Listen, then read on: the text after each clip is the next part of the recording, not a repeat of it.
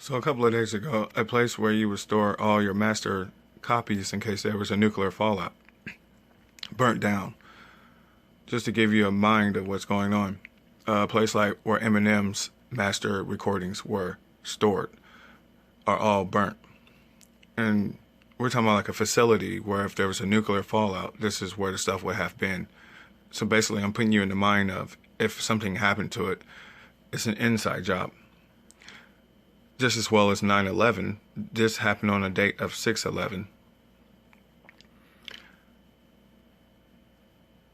If you can take your mind off a lot of things that go on around you today that you're distracted by, all the fight is these days is about artists and their masters, such as R. Kelly, such as Chris Brown. Chris Brown went through a lot of trouble, but what a lot of people don't understand is because Chris Brown owns all of his own masters. They do not want you to own your own masters. And there's great depth into this, even if you are a racist person. In the background, if you made racist music, they still would take that artist's masters and keep it. So it took an artist like Michael Jackson to have a big blockbuster career to be able to flip the script back on them. They signed them into a contract that was supposed to be a contract that a dummy wouldn't even sign because it's impossible. But somehow he had that happen to where they had to pay up. So what I'm saying is there's things about him that you didn't know right up to present day. Like this. All of country music that you listen to was owned by Michael Jackson. And that's, just think of any artist that you can name.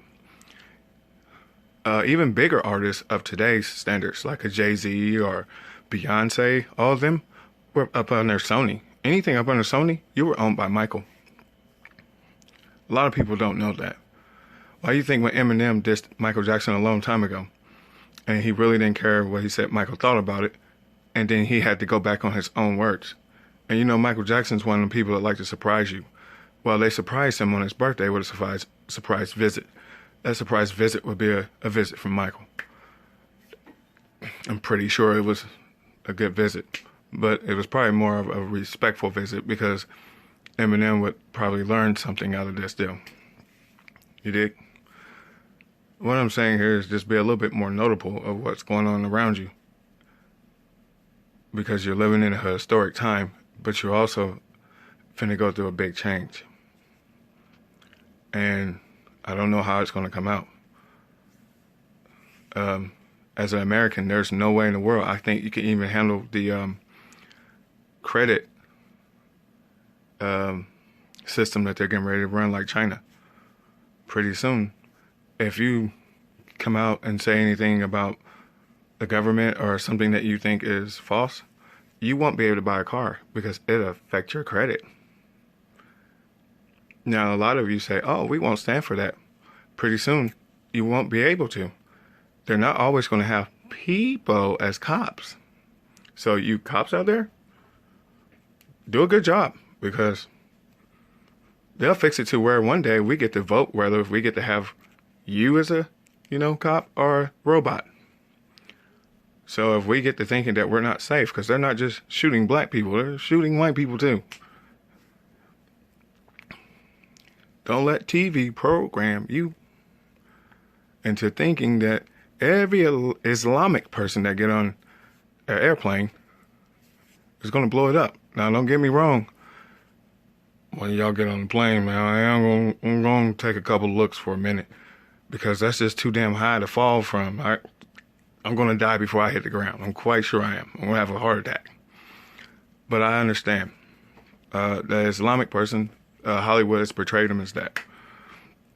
So they're sitting over in their seat thinking like a black person in the store. I hope I can get out of here without being accused of stealing because of what TV portrays you as.